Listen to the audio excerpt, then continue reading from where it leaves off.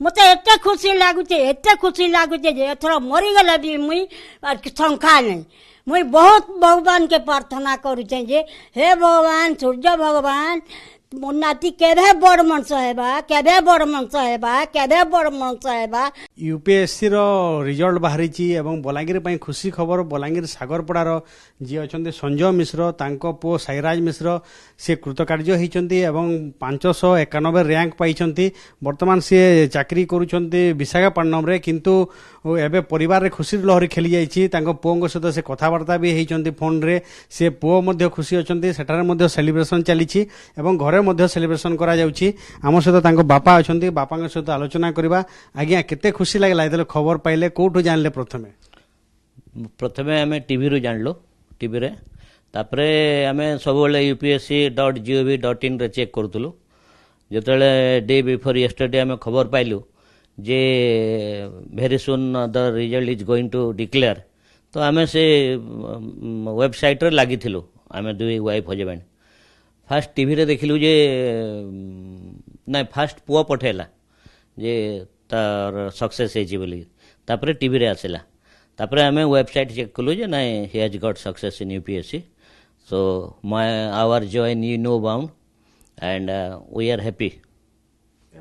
पुओ केते वर्ष हला एथि से चेष्टा जारी रखी एवं वर्तमान कोठी से जॉब करूछंती? से 1.5-2 वर्ष हबो चेष्टा करथिला। This is the second attempt. First attempt रे तार प्रिलिम भी है नथिला कि मेंस भी है नथिला। ए सेकेंड अटेम्प्ट रे प्रिलिम्स हला मेंस हला इंटरव्यू माने पीटी पर्सनालिटी टेस्ट भी हला।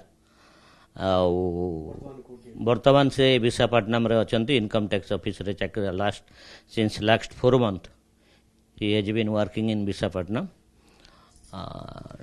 आपण जिते छोट समय पुओ को देखिथिबे केमिति कोन ताकर स्वप्न थिला आपण ताकर ड्रीम को सक्सेस कोन गोटे जिंस सखाळु छोट बेलुर सार गोटे स्वप्न थिला जे मु टीवी रे आसीबे बोले टीवी रे फास्ट जतेले सेतेले सबु क्रिकेट रो क्रेज थिला।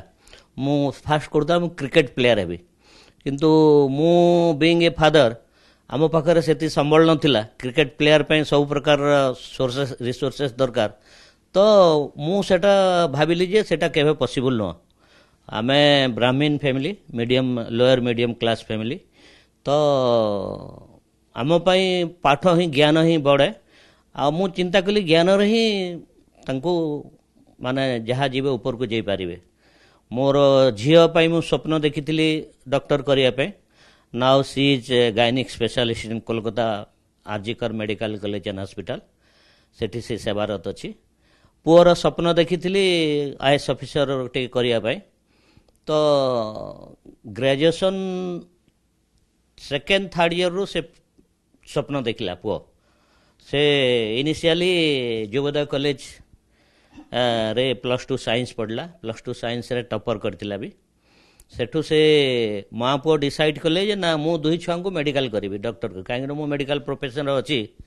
तो ऑल ऑफ ए सडन माँ पुओ मते चकमा देले जे ना बाबू मेडिकल करबनी से एडमिनिस्ट्रेटिव जॉब रे जीव। बोले एडमिनिस्ट्रेटिव जॉब कौन जॉब रे जीव ना आईएएस प्रिपेयर करिवो। मोर मुंड काम देलानी तापरे माने खुशी लागला। आ तापरे एते बड़ स्वप्न इंडिया रो एते बड़ माने एग्जाम सबुतुरु बड़ एग्जाम मोर पुओ से स्वप्न देखुचे मैंने डेफिनेटली बीइंग ए फादर मु खुशी हेबी।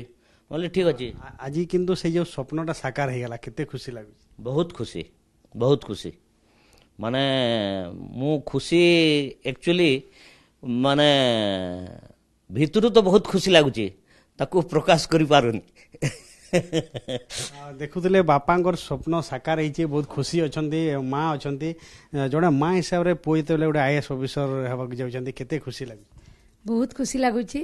और मोर भी ड्रीम थिला मोर पुओ गोटे जदि आईएएस ऑफिसर हेबा बोले मुई भी ताहाके किछि एडवाइस देकिरी किछिटा मुई तार माने समस्या जेनटा रूट लेवल रे होचे मुई सेरा के अनुभव करि पारुछे।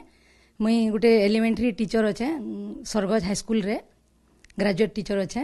बोले मुई शिक्षा के टिके बेसी गुरुत्व देसी से शिक्षार टिके मुई उन्नति बहुत चाहेसी केनता तार माने शिक्षार जल्दी जल्दी प्रगति रे आगे जीवा ବୋଲେ ମୁଇଁ ଚାହୁଁଥିଲି ଯେ ମୋର ପୁଅ ଯଦି ଗୋଟେ ଏଡମିନିଷ୍ଟ୍ରେଟିଭ ଜବ୍ କରବା ବୋଲେ ମୁଇଁ କାଣା କାଣା ଷ୍ଟେପ୍ ନେଲେ ତାର ମାନେ ଶିକ୍ଷାର ପରିବର୍ତ୍ତନ ହେଇପାରବା, ସ୍ପିଡରେ ଯାଇପାରବା, ସମସ୍ତେ ସଚ୍ଚୋଟରେ କାମ କରିବେ ବୋଲେ ସେଟା ମୋର ଗୋଟେ ସ୍ୱପ୍ନ ଥିଲା। ପୁଅର ଦ୍ୱାରା ହେଲେ ମୁଇଁ କରେଇ ପାରମି ବୋଲିକିରି। ଆପଣ ପୁଅ ଯେତେବେଳେ ପାଇଲା ପରେ ପୁଅ ସହିତ କଥା ହେଇଥିବେ, କ'ଣ କହୁଥିଲେ? ପୁଅଙ୍କ ସହିତ କେତେ ଖୁସି ଲାଗିଲା? ହଁ, ସେ ଯେତେ ପରିଶ୍ରମ କରିଥିଲା, ତାର ପରିଶ୍ରମ କଠିନ ପରିଶ୍ରମ କରିଥିଲା, କଠିନ ପରିଶ୍ରମର ସେ ସୁଫଳ ପାଇଛି। ଆରୁ ପୁଅ ଆଗକୁ ତାଙ୍କର ଅନେକ ସ୍ୱପ୍ନ ଥିବ, ଏହା ହେଲା ପରେ ସେ କ'ଣ କ'ଣ ଆପଣଙ୍କ ସହିତ ସେୟାର ବି କରିଥିବେ ଯେ ଆଗକୁ କ'ଣ କରିବେ, କେମିତି ଗୋଟେ ଭବିଷ୍ୟତ ଗଢ଼ିବେ, ଦେଶର କ'ଣ ସେବା କରିବେ? ଆଗକୁ ସେ ଏଇ ତାର ମାନେ 591 ର୍ୟାଙ୍କରେ ଯେନ୍ ପୋଷ୍ଟଟା ମିଲବା ତ ସେ ନେବା, ତାପରେ ସେ ଆଗକେ ତାର ହାୟର ଲେଭେଲକେ ଯିବାର ଲାଗି ଫେର ଚେଷ୍ଟା କରବା। ଆଉ ବାପାଙ୍କ କଥା ଶୁଣୁଥିଲେ, କିନ୍ତୁ ଜେଜେମା ଅଛନ୍ତି ଯିଏକି ଭାରି ଖୁସି ଅଛନ୍ତି ଏଇ ଖବର ପାଇଲା ପରେ। ତାଙ୍କ ସହିତ ଆଲୋଚନା କରିବା। କେତେ ଖୁସି ଲାଗୁଛି?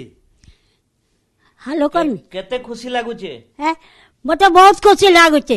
ସାଇରାଜ ମିଶ୍ର ମୋ ନାତି, ତାର ଦାଦା ବଞ୍ଚିଥିଲେ ଯେ ଇ ପିଲା ବଡ଼ ମଣିଷ ହେବା ଲୋ, ବଡ଼ ମଣିଷ ହେବା ଲୋ, ବଡ଼ ମଣିଷ ହେବା ଲୋ ବୋଲି 3 ଥର କହିଥିଲେ।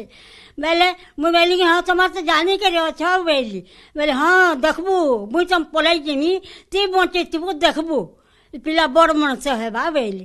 ବେଲେ ମୁଇଁ 3 ବର୍ଷ ତାର ମା ଚାକିରି କରୁଥିଲା ଖମଶ୍ରୀପାଲିରେ। 3 ବର୍ଷ ମୋର୍ ପାଖେ ରହିକିରି ଆସିଲା। ବାପା ମା ଚାକିରି କରି ଯାନ୍। 3 ବର୍ଷର ଦିନୁ ମୁଇଁ ଲାଳନ ପାଳନ କରିକରି ମୁଇଁ ତାହାକେ ବହୁତ ଭଲ ପାଉଥିଲି, ବହୁତ ଭଲ ପାଉଥିଲି, ବହୁତ ଭଲ ପାଉଥିଲି। ମତେ ବି ସେ ଜୀବନରୁ ଅଧିକା ଭଲ ପାଉଥିଲା। ମତେ ଏତେ ଖୁସି ଲାଗୁଛେ, ଏତେ ଖୁସି ଲାଗୁଛେ ଯେ ଏଥର ମରିଗଲେ ବି ମୁଇଁ ଶଙ୍କା ନାହିଁ। ମୁଇଁ ବହୁତ ଭଗବାନକେ ପ୍ରାର୍ଥନା କରୁଛେ ଯେ ହେ ଭଗବାନ, ସୂର୍ଯ୍ୟ ଭଗବାନ, ମୋ ନାତି କେବେ ବଡ଼ ମଣିଷ ହେବା, କେବେ ବଡ଼ ମଣିଷ ହେବା, କେବେ ବଡ଼ ମଣିଷ ହେବା ବୋଲି ମୁଇଁ ପ୍ରାର୍ଥନା କରୁଥିଲି। ଆଜି ସେ ଭଗବାନ ମୋର୍ କାନେ ପକାଇ ଦେଲା। ଶୁଣୁଥିଲେ କେମିତି ପୁରା ପରିବାର ଖୁସି ଅଛନ୍ତି, ଯେହେତୁ ୟୁପିଏସ୍ସିରେ କୃତକାର୍ଯ୍ୟ ହୋଇଛନ୍ତି ଏବଂ ବଲାଙ୍ଗୀରର ନାଁକୁ ରୋଶନ କରିଛନ୍ତି, ବଲାଙ୍ଗୀର ପାଇଁ ଗର୍ବ ଆଣିଛନ୍ତି। ପୁରା ପରିବାରରେ ଏବେ ଖୁସିର ମାହୋଲ। ବଲାଙ୍ଗୀରରୁ କ୍ୟାମେରା ପର୍ସନ କରୁଣାକରଙ୍କ ସହିତ ଘଟେଶ୍ୱର ମିଶ୍ର, OTV। ଆଉ ଗୋଟେ ପଏଣ୍ଟ ଆଡ୍ କରିବା।